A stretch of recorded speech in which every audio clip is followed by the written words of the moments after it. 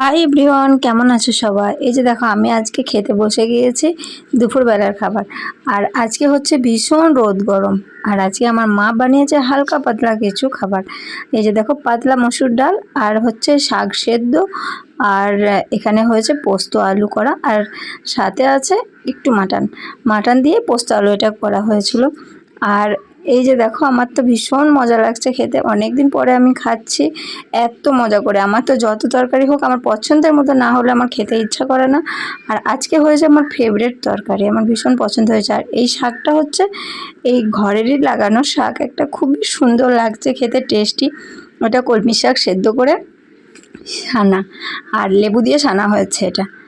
আর চলো, তোমরা কে কী খাচ্ছ অবশ্যই বলো দুপুরবেলায়। আর এত রোদ গরমে এরকম হালকা খাবার ভালো লাগে, কারণ এই যে রোদ গরম, তাতে তুমি যেমনই খাবার খাও শরীর এমনিতেই অসুস্থ হয়ে যায়।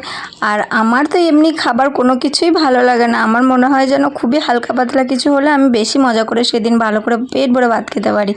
আর না হলে বেশি উল্টোপাল্টা হয়ে গেলে আমার খেতে ইচ্ছা করে না। চলো, আমার তো খাওয়া এদিকে অলমোস্ট কমপ্লিট হয়ে গেছে।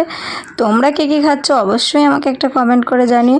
আর তোমরা যেন আমার পেজটা ফলো করতে ভুলো না, একটা পেজে ফলো করে দিও আর একটা লাইক করে দিও। আর যেন অবশ্যই একটা কমেন্ট করে যাও সুন্দর পারা, যেটাতে আমার অনেক বেশি ভালো লাগে।